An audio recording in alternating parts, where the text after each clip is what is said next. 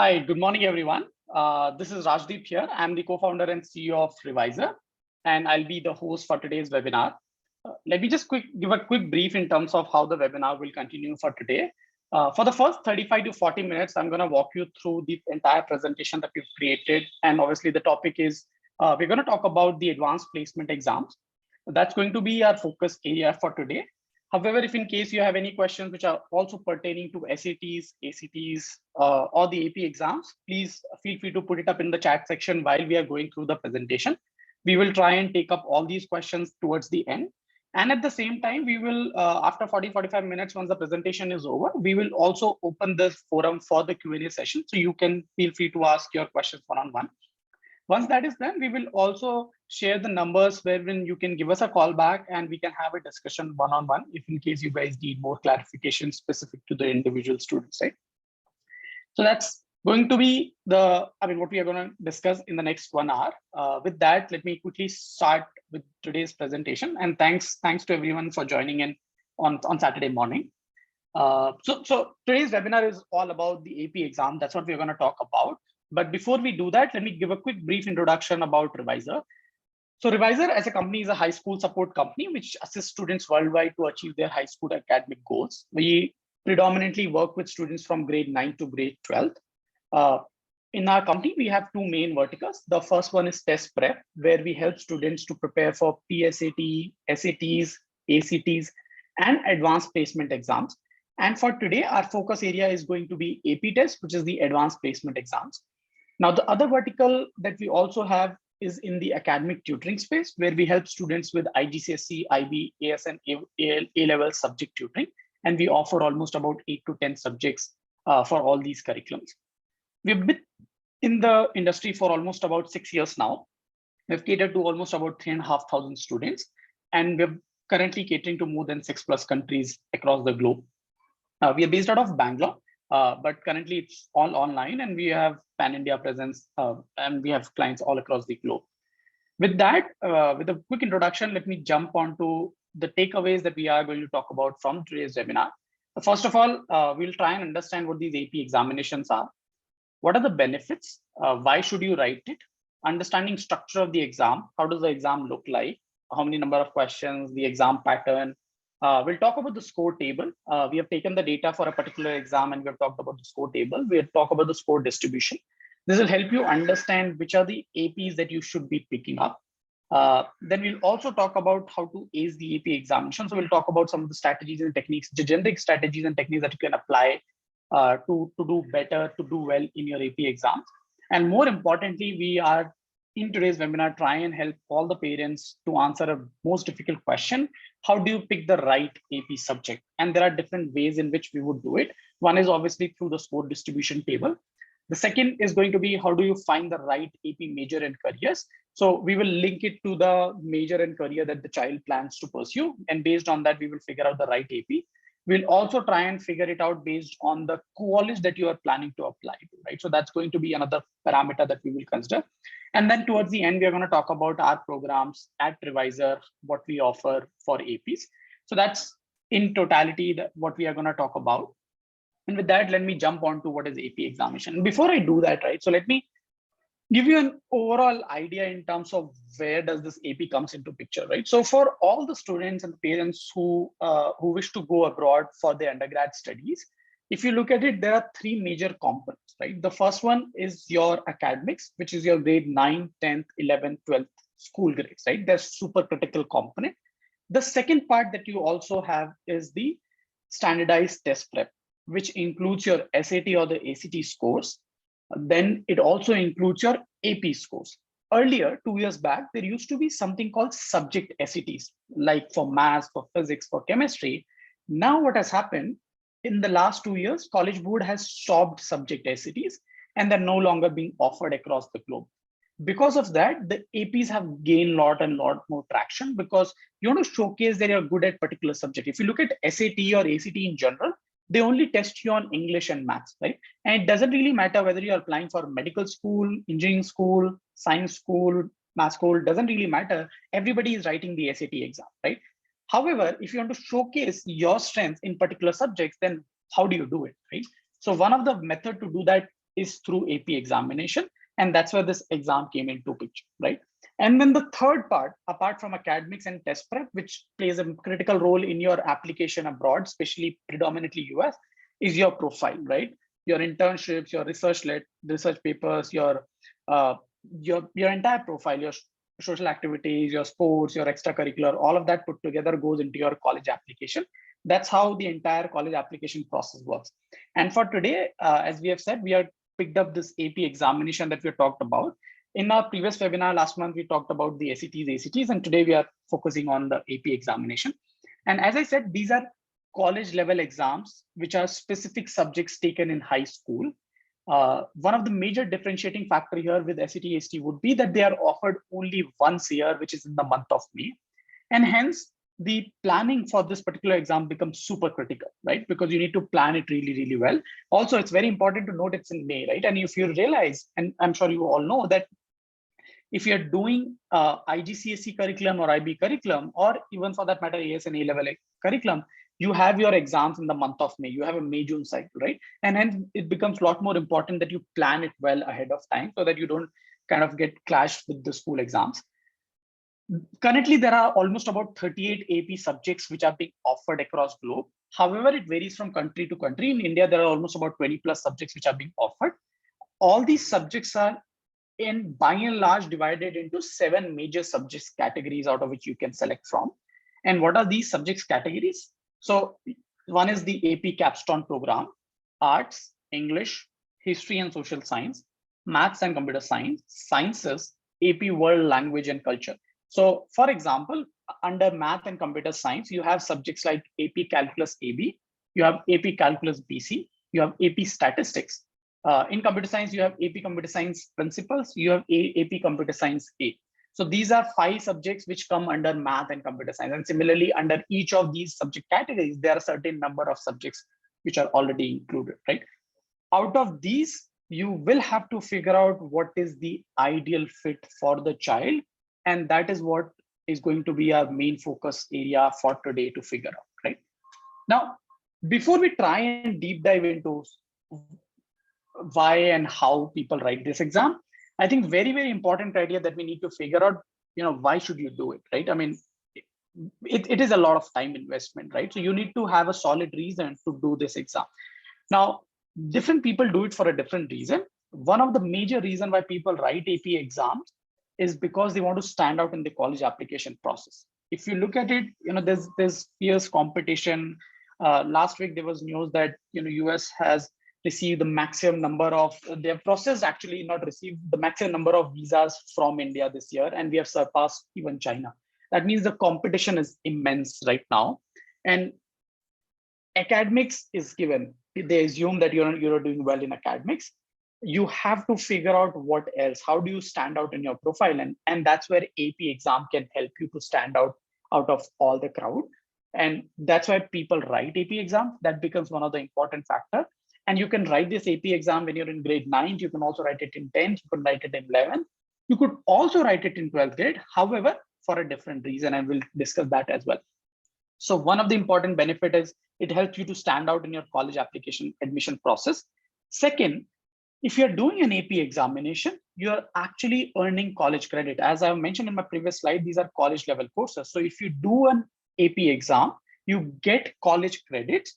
And if you are aware, in US, their education system is based on the credits. For example, if I want to pursue engineering there, and if I want to graduate being an engineer, I need to, for example, get 150 credits in my next 4 years. And every subject that I do will have certain number of credits. Let's say maths might have 5 credits, for example, right? Now, what happens if you do an AP examination while you are in India itself, and if you do well, you actually get college credit while you are in India. So you can actually skip that course when you go to US. So there are 2 advantages that comes out of this entire point. One is college credit. So you basically earn college credit while you're in India. And every college credit in US is almost about $1,500, $1,000 to $1,500. And let's say if you do one AP subject, you do well, you're almost getting at least about 4 to 5 credits. So you are getting almost about $5,000 to $6,000 saved from your college fees by doing each AP examination, right? Now that is one advantage. The second advantage is if you have done an AP course, then you can skip that course in college. For example, if I have done AP Calculus AB, for just for the sake of it, just consider there's some particular course. If you do this course, you can actually skip the semester 1 and semester 2 maths course completely in college as well. That's the advantage. So you don't have to redo this course when you are in college. That obviously reduces your workload when you are in college.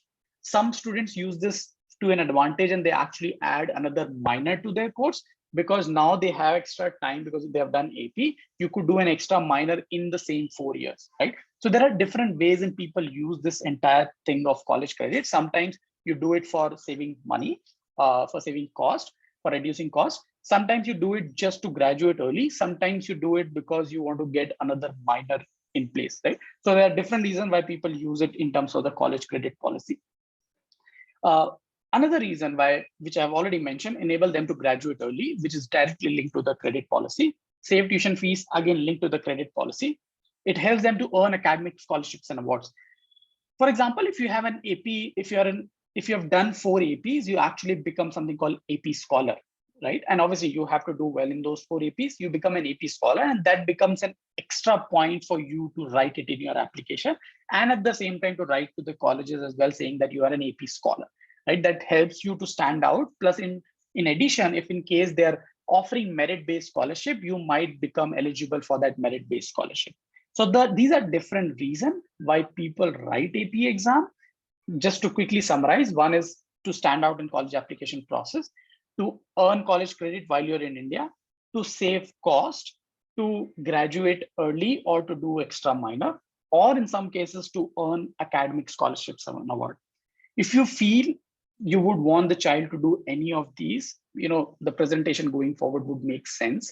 However, if you're still not convinced that the child should really do an AP exam or not, I think there's a need to go back and figure out if none of these pointers make sense, then would it make sense to spend so much time and do AP, right? Because AP, let me also be very, very honest, it is a very rigorous program or a rigorous course. It's not as easy as, let's say, an SAT, for example, right? Because these are college level courses. They're going to give you credits for the college, right? So obviously they're bound to be difficult. And hence it's important for you to take that call very cautiously when you're picking up the AP, whether you want to do it or not. And if in case you want to do it, which is the right AP that you want to do, right? Now, since you have understood the benefit, I'm assuming you're with me on this and you want to write this exam. Let's try and understand the structure of AP exam. Most of the subjects will have almost about 2 to 3 hours of duration for these exams. Predominantly, they have 2 sections. The first section is going to be multiple choice questions, where you have a question and different options given, and you have to choose the correct answer. The second part is the free response. That's again a big change as opposed to the SAT or any other exam. Here, you have to actually write your answer, right? So these are subjective questions. These are exams like it happens in your school as well, where you have to write the answers for your test and not just the MCQs, right? So which clearly showcase that they are far more superior in terms of difficulty level as opposed to SAT or any other standardized test. And hence you have to be better prepared. Now, since we have understood the structure of this exam, let's try and understand how does the scaling work, right? What is the score that the child should target? Now, if you look at the AP exam, they are scored on a scale of 1 to 5, 5 being the best, the best score that you can get, then the 4, then 3, then 2, and 1, right? In ideal case scenario, you should try and fetch 5 on 5. If not, 4 on 5, right? So these are the 2 scores that should be your target. Ideally 5 on 5. If not 5 on 5, you should at least try and fetch a 4 on 5 to get college credits. Because if you get anything less than that, colleges will not really give you credits for these courses, and these courses will not be of any use in your college application. So you will not be even able to write it. So it's not just about going to the exam and writing the exam, it's also about doing well in that exam, right? So that becomes super critical. Now, since we have understood the scaling table, let me go to the next layer, right? And try and help you understand that though I'm saying 5 on 5, that doesn't mean that the child has to get a 100% score, right? I mean, you actually get 80-85% score and you will get a 5 on 5, right? So it is that simple in terms of getting a 5 on 5, right? Now let's go and see some data And this is going to be the first point of our discussion in terms of which is the right AP. How do you pick the right AP? That's the biggest question. And that is what I'm trying to answer through this distribution table. And we'll take few examples here. So let's talk about in English. In English, you have these two APs which are available. If you look at it, I mark this thing with red. So if you see AP literature and composition, only 9.3% students get 515. Now let's go to the next one. These are sciences. So these are all the courses under science. You look at AP biology, only 9.5% student gets 515 across the globe. I'm talking about AP physics one, only 8.8. AP mechanics and AP electricity and magnetism, almost about 40% student have received 515 in 2020, right? So that means these two are the subjects that one can definitely target, because the chances or the probability of a student getting a 515 is much higher here because a lot of students are getting it, right? Now, similarly, let's look at other combination, math and computer science. So these are different options in maths, which we have already discussed. If you look at maths, calculus, BC, almost about 45% student gets 515. And if on the other hand, if you look at AP computer science principal, only about 11% students get 515. So it's very important for you to figure out which is the right AP to write. So here, based on this table, I would pick up AP calculus BC, and I will probably pick up AP computer science A because that has 26 instead of picking AP computer science principal.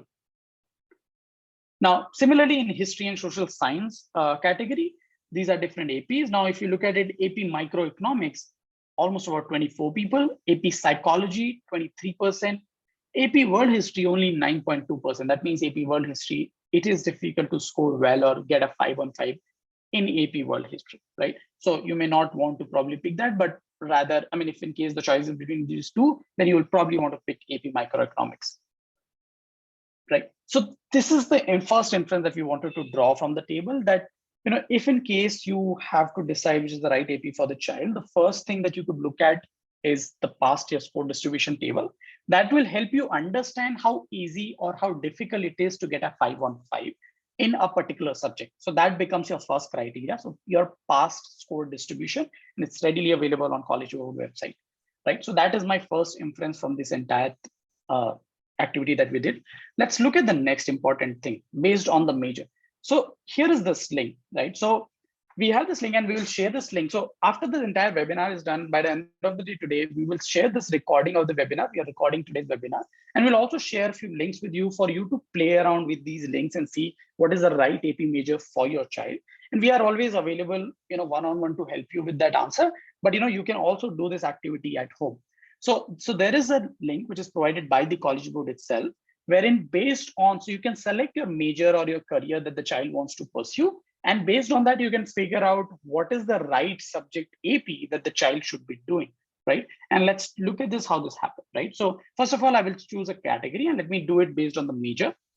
I'll go to next. And let's say I want to pick science, math, and technology here because, you know, that's more common. And out of these, all the options available, I just want to pick one for the sake of today's discussion, and maybe let me pick up mechanical engineering. Where it is? Yes, here. So I'll pick up mechanical engineering here, and I'll go and check the results. Now, if you see here, it says if the child wants to do engineering and mechanical engineering, these are the 8 AP courses that the child can pursue or child can take. And if in case it's about the career, out of these 7 career options, the student can think about, if these are the career options, then these are the APs that the child can also do, right? Now, that is how I basically need to figure out how this entire AP subject selection happens. Sorry, just one second.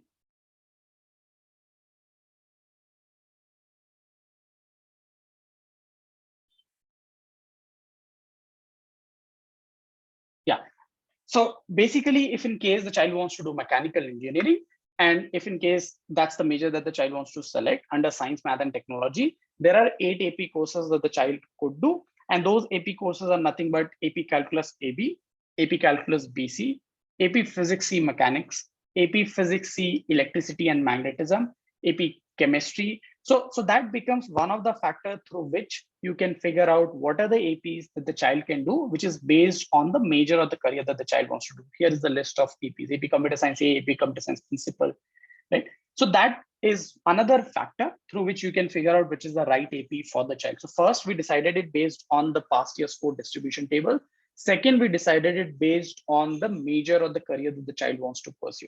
Now, what next? The third thing through which we can also figure this out is through the college credit policy. So again, I will go to this link, which talks about the AP credit policies, and I will go college by college. So let's say if you have a list of 10 colleges, and let's take an example of Stanford here. Now I'll go and select that particular college. And once I select that, it'll give me the list of all the AP courses which Stanford accepts and give credits for. It'll also tell you what is the number of credit it gives you, and it'll also tell you what is the equivalent course for that particular subject. Like, for example, let me take an example of AP Calculus AB here. So if you look at AP Calculus AB, if the child gets a 5 on 5, you earn 8 credits. So Stanford gives you 8 credit if you have done AP Calculus AB. And at the same time, you can skip Math 19 and Maths 20 course. That means you can skip semester 1 Math, which is Math 19, semester 2 Maths, which is Math 20 course. And you can straight away do the third semester Math. So you earn 8 credits and you can skip 2 courses if you get a 5 on 5.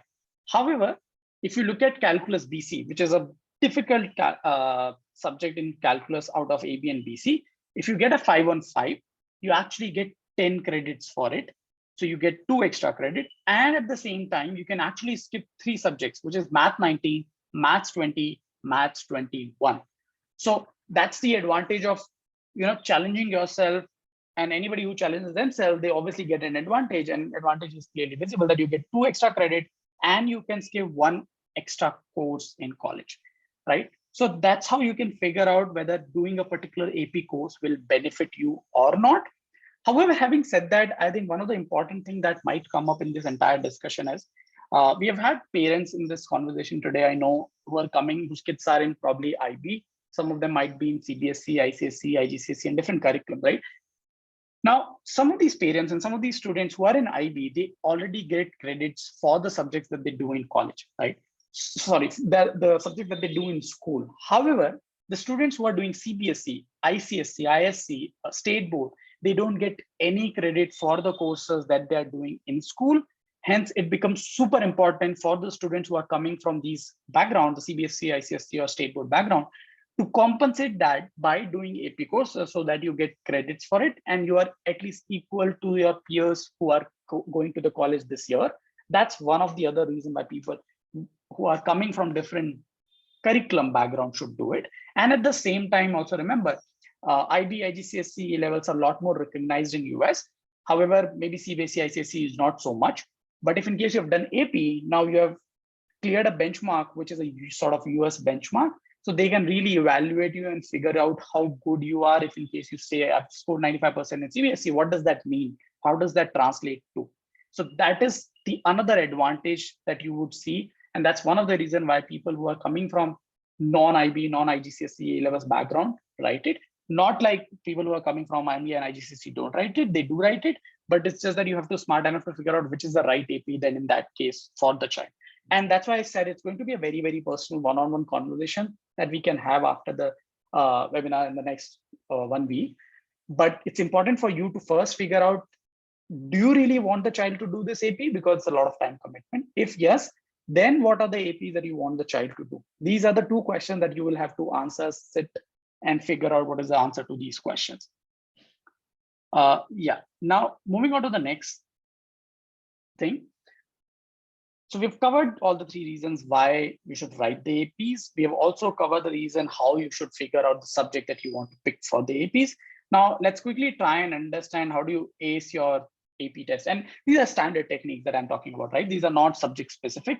Start now, start as early as possible. That's very, very important because AP happens only once a year, which is in the month of May. So you only have about 7 to 8 months.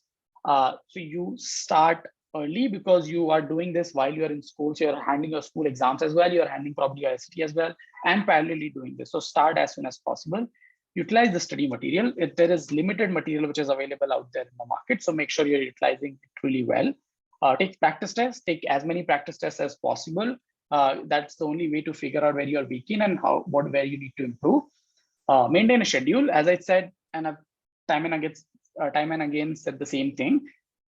timing or the scheduling is very, very critical here because it happens only once a year, unlike SAT, which happens like 5 times a year, or ACT, which happens 7 times a year. It's important for you to ask for help. It's okay to ask for help because it's not just about doing AP, it's also about doing good in AP. So you need to try and see if you can get a 4 or at least a 4 or ideally a 515 in AP. Study with other students. Remember, you're not just competing with your friends. I mean, it's across the globe. So don't consider them as your competition. Study in group because here, remember, you're more likely doing it like a private candidate. So you need a support system. And if in case you're doing it in group, it always helps, is what we have realized. So these are a few techniques and strategies that you can use to do well in these AP exams. With that, let me move on to the next thing, which is the testing timeline, and super critical. And I think we've had this discussion earlier, but I'll reiterate it. There are 4 years, which is grade 9, 10th, 11th, and 12th. And these are the 4 years which is critical in terms of all your test prep, all your profile building, all your academics. Now, if you see, the profile building is happening all throughout the 4 years. And on top of it, you have these exams, right? Now, what are these exams? So there is PSAT. So in grade 9th, you can write the PSAT. This is preliminary SAT. If in case you are not aware of this, you can go to a YouTube channel. You can go to a YouTube channel and you will be able to see the old webinars where we have talked about these exams.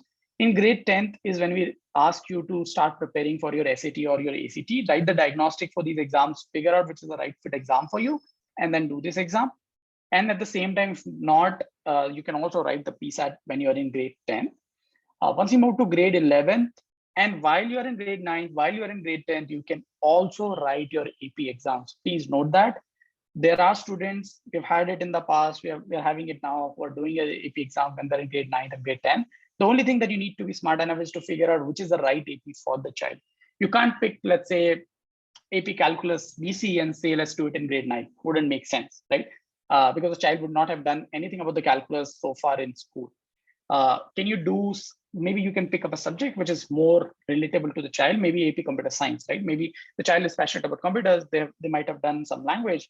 In that case, AP Computer Science A might be an easier subject to do. That could be one subject that you can pick when you're in grade 9th or in grade 10th. AP Microeconomics, AP Macroeconomics. These are few subjects that are slightly easier in terms of the content. They're not very content heavy, and hence they can be taken up in the early grades of, let's say, 9, 10, 10. When you move to grade 11, we can write PSAT, which is predominantly grade 9. If you're writing it, you write it only if you're a US citizen because it helps you to get some scholarship, which is NMSQT. You can write SAT, AST. Subject stats are no longer there. That means you need to do your AP. So grade 11th is another year when you can do AP. And then grade 12th, there is hardly any time. You are pretty much busy with your college application. However, on top, you can write APs after your grade 12th as well. But please do note, if you're writing your AP in grade 12th, you are not doing it for college application. You are not doing it to stand out. You are purely doing it for credits, right? Because now when you do it after your grade 12, you already know which college you are going to, right? So that is out of the picture. Now, the only idea why you're doing it is because you can earn college credit. So even if you're in grade 12 right now, it's okay. You can still do the AP, but remember, it's only for the college credit. Now with that, let me move on to the last component where I'm going to talk about the offerings. So at Reviser, we offer almost about 10 to 12 subjects for APs, where we prepare you for APs. And we believe in a consistent process where we take you through, where we start the program in late September, early October, and take you through this process in the next 6 to 7 months, wherein the student will go through almost about 40 to 50 hours of live classes with the experienced faculty who have done APs in the past. After they're done with every session, they will have equal amount of assignments. So if they've done 2 hours of class this week, they will have 2 hours of assignment that they need to do pertaining to this class, which are related to the exam style questions. After we are done with a particular unit, the student will have to write a unit-wise test, which is for us to evaluate the understanding and to figure out if the child has to go back and redo any particular topic in that particular unit. Once that is done, the last 2 to 3 months are being dedicated towards doing the full length test, where we make sure we do about 6 to 8 full length tests, full length mock tests with the student, which is being done live in the class with the students. In addition to all of this, we also have a self-paced course. So we provide you digital material wherein you get access to all the assignments, the test papers, the videos, everything that you need to have to do your preparation parallelly on your own as well. And at the same time, you have access to the doubt clarification sessions with the faculty. And in general, we do one session a week per subject. That's the method or the philosophy that we use. And we do this for the next 7 to 8 months. So that's what our offering is. Now, with regards to the subject that we offer, these are the list of subjects that we offer at this point of time. There are 1 or 2 more that we've added recently. So they are not part of this list. Like AP history is one subject that we've added, which you can opt for. And apart from that, AP, English literature is another subject that you can ask for if in case you are interested. So these are the list of subjects that we offer. If in case you plan to write any of these subjects, you have any questions, you need any help, happy to answer those questions. Probably post this webinar, or also in the webinar, you can put it up on the chat section. Yes, so with that, that's what I wanted to kind of cover up in today's webinar from my end with regards to all the information. I'm sure this is a lot of information, but yes, now I'm open to take up questions if you have any. So please put it up on the chat section. We've shared 2 numbers here. You can connect back to these numbers. You can drop a message to these numbers if in case you would like to have a one-on-one call or a meeting with them and try and understand which are the AP that you should be doing. Meanwhile, let me try and take up the questions which are available on the chat. Okay, I have a question from Hansal. Sir, for a major in computer science, which subject should we take? Okay, I think Hansal, you have asked this question very early in the webinar. I hope I have answered that question in the webinar. Like, how do you figure out what are the AP courses? So we specifically talked about based on the major, how you can pick up the AP subjects, right? However, just if I have to give you the answer offhand right now, you can do computer science, AP computer science, you can do AP calculus, you can do AP statistics actually, because math, computer science, statistics that's a good combination. So these are a few subjects that you can think of, but even the science subjects are something that you can try and take. The other question that I have is from Dr. Natasha. If a student gives AP exam in 9th but does not score well, can he give the exam again in the same subject again in 10th or 11th? Definitely, Dr. Natasha, that is possible. You can always rewrite the exam. You just don't have to submit that exam, right? So basically what happens is you have to choose which score you want to submit to the college, right? So if you've not done well, you can ignore the subject and don't submit it to the college, simple. So you have that option. Another question from Priya, please let me know the frequency of PSAT. PSAT happens only once a year, Priya, because that's something which is conducted by the school itself. Is the same syllabus of SAT? Yes, it's more or less the same syllabus, rather slightly lesser than the SAT. I have another question from Mr. Bhuvan Kartike. 40 plus hours is related to each AP subject. That's right, Mr. Bhuvan. The program that I explained about the revisor thing, every subject will require 40 to 50 hours of time commitment over the next 6 to 7 months. So if you look at it in a week, you're looking about 3 to 4 hours of time commitment per subject, which includes your classes, which includes your assignments. Then I have another question from Shobna. My daughter has taken HLAA. Can she still give calculus BC? Will it benefit her? And SL economics. So can she take AP micro macro? Is it advisable? Great question, Shobna. So I don't think she should do calculus BC because she's already doing HLAA. Instead, if she wants to, she can probably do statistics. It also depends on Shobna, what is the major she wants to pursue in college, right? She wants to do economics major, does she wants to do business, does she want to do engineering, what does she wants to do? And based on that, also you can figure out which is the subject. However, based on the information that you have given me right now, I would say statistics is something that you can look at. And if she's doing SL economics, yes, I think she can take AP micro and macroeconomics. So I think either of the two or both she can take for the AP exam. I have another question from Anya Goenka. When does the registration closes? Anya, I'm not sure. Are you talking about revisor registration or AP registration? So revisor registrations are open. You can register anytime, whenever you want to. However, if you want to register for the AP exams on College Board, the registration closes by around November mid, and then they reopen, and then you do a late registration by March. So ideally, finish it off by November. If not, then you can also do it in March. So that is also an option.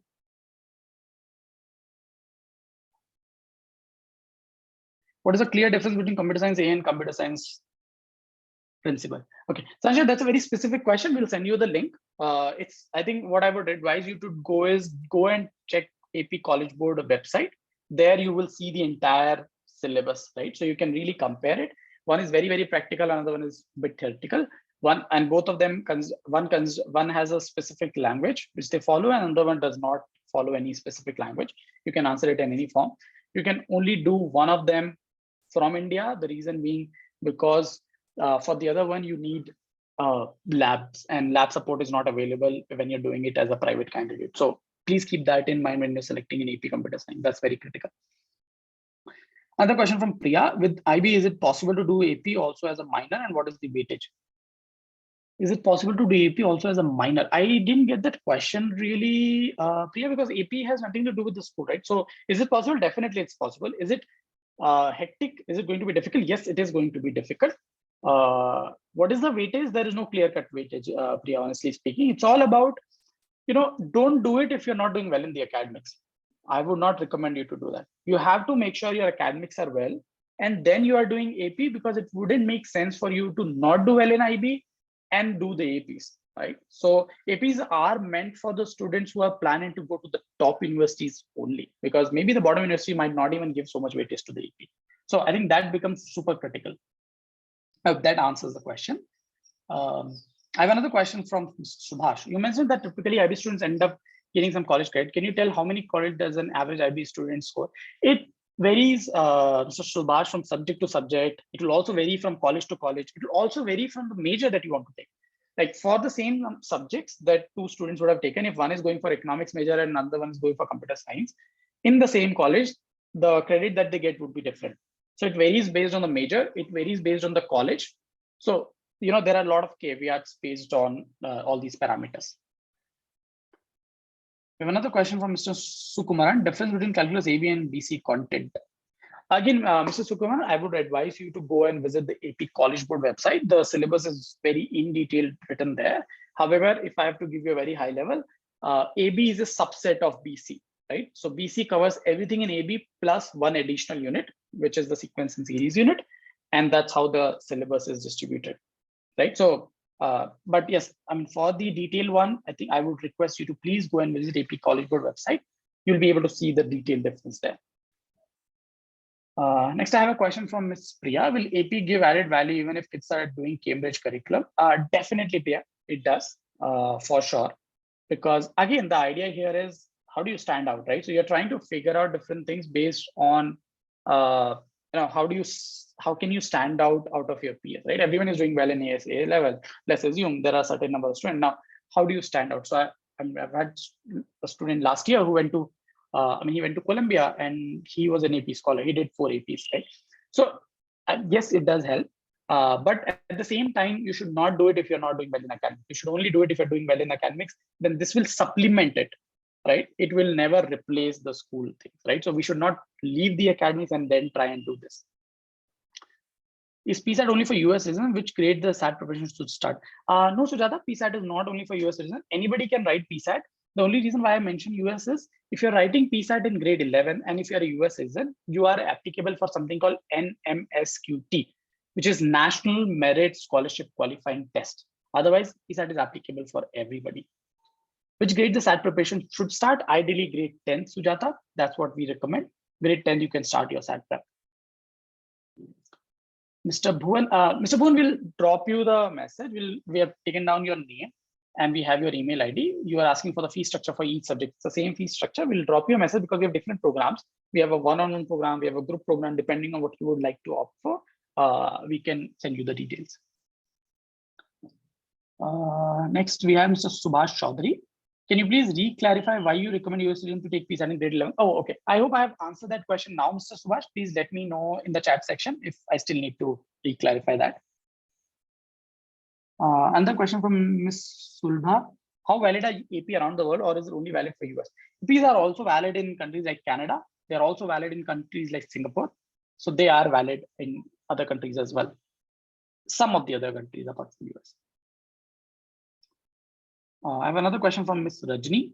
IB students have advantage of some credits. Can you share details? All AP subjects has credit. Where can I find list of credits? So we discussed that, Rajni. It varies from college to college. So you'll have to go to each and specific college and see their college credit policies. It will vary for IB, it will vary for APs, right? So once you have shortlisted the list of colleges, then you will have to go and check their particular college credit policies. Another question from Mr. Bhuvan. How many max subjects can we take in AP? There is no limit, Mr. Bhuvan. 3 is an ideal number, but 2 to 3 is what a child can do. 4 is really, really tough, but I mean, there are kids who have done that as well. Another question from Rajini, who should take AP English, helpful for all careers? Yes, I mean, helpful for all careers, but please remember, it's one of the most difficult AP to crack. I mean, we have seen that in the data as well. And even in general, AP English is not easy. So I would be very, very cautious when I'm picking the AP English as a subject. So yeah. Another question from Ms. Usha, if a child wants to apply for computer science, what AP and how many APs minimum a child should take? There is nothing like minimum APs, Usha, right? I mean, it's not a mandatory requirement. Like I've said it in the past, I want to repeat it. It's not a mandatory requirement. It's something that you want to showcase to stand out in the college application process. You should only do it if you plan to apply in the top 20, top 50 colleges, right? If a child wants to apply for computer science. So Usha, that is what we have discussed in this entire webinar. We went through those links where we picked up a major and that gave us the list of all the AP. I'm assuming you probably might have joined late. We'll share the recording with you. You can go and do that activity on your own for any major for that matter. Another question from Priya, PSAT have only limited school names in the website. Kids schools are not part of the list, how the kids will take up PSAT?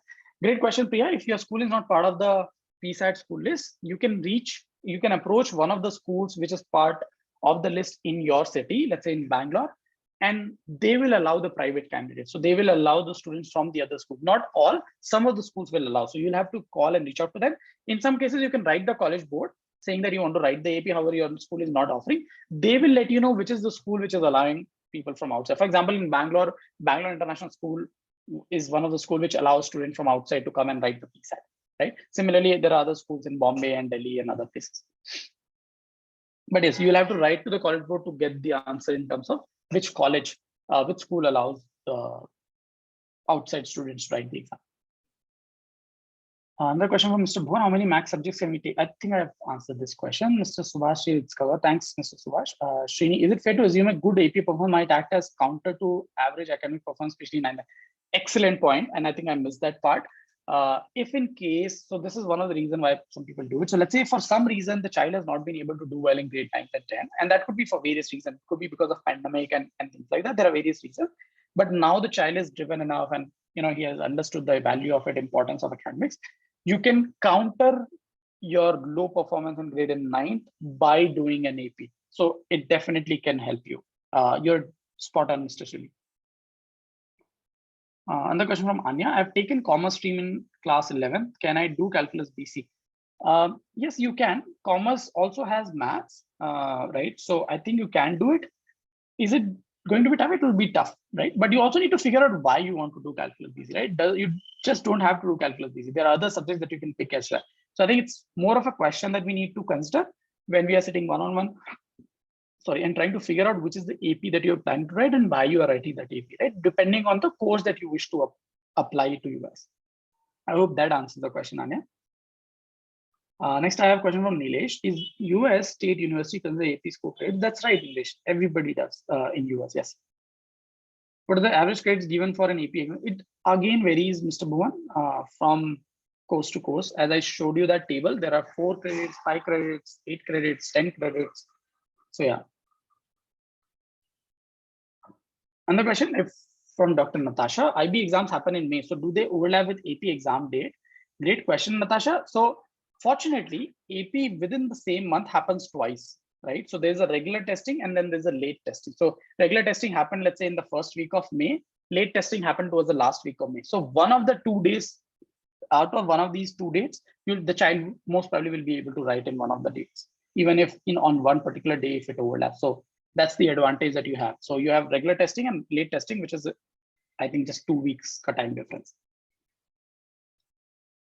Another question from Sanshay. If I take computer science A, is it still possible to do the practicals at home, and how do I go about it? No, Sanshay, you cannot do it. And hence you'll have to pick up the, and you don't have practicals in the computer science A. You have practicals in computer science principles. So you can't do principles, you can do computer science A. So please do check that once again, right? But yeah, I mean, for the one where you have the practicals, you can't do it at home. The next question we have from Priya. What is the probability of getting scholarship from PSAT? Do you have an idea? very less, right? I mean, it's highly competitive. So you don't just do the PSAT. After that, you have to write an essay. Then there's an interview. So it's a long process. It's a long process about the scholarship part. But once you become eligible for scholarship, you can at least write it in your application. So that helps, right? Even if you don't get the scholarship, but you writing that I'm eligible for scholarship at I'm an NMSQT qualifier itself put you in a different bracket altogether. Next, I have a question from Dr. Vidya. What are the fees for AP exams? It's roughly about 15,000 per subject. So every subject that you write, you have to pay about 13,500 to 15,000 per subject for the registration of these exams. So that's what every subject costs. Is AP credits are considered by Ivy League college university only in US? No, Nilesh, it's accepted by most of the universities in US, not just Ivy League. It's accepted by most of the US universities.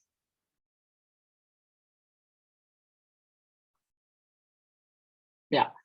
Any other questions? I think I have covered most of the questions which are there here on the chat section. While people are thinking about any other question, again, here are the 2 numbers given. You can drop us a WhatsApp. We will connect back with you, help you one-on-one in terms of understanding in case what are the AP subjects that you should write. And if in case you need any help, we run these programs that you can take help from. Another question, Mr. Sura, do University of Australia also accept AP score? Very few, Subhash, very few. You don't really need if the Australia is a plan in, then don't even look at the AP scores.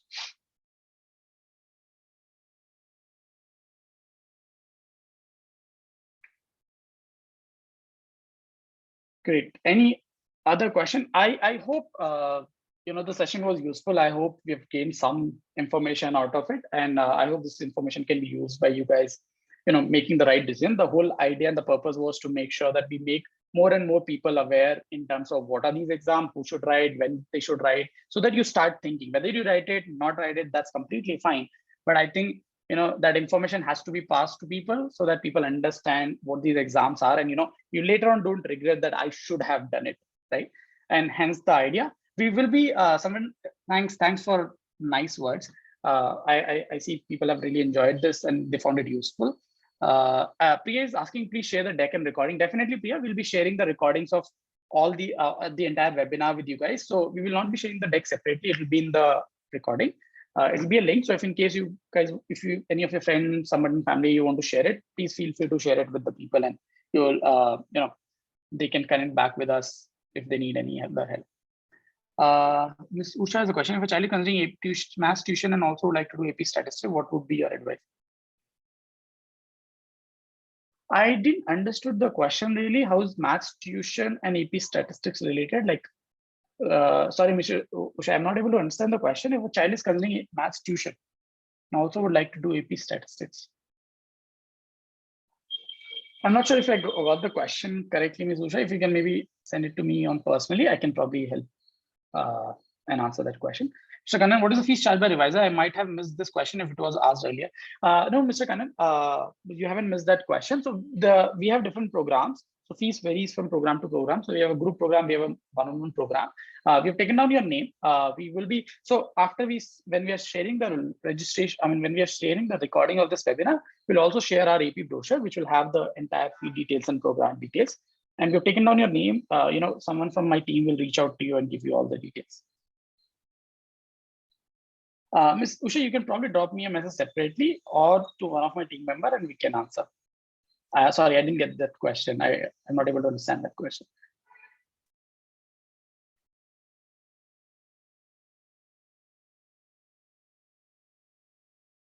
Great. I think these are all the questions that we had. Thanks, everyone. Thanks for joining in. Really appreciate you guys joining in on a Saturday morning, and I hope this was useful. Wish you all the best. And I have a lovely weekend. Thank you. Bye-bye.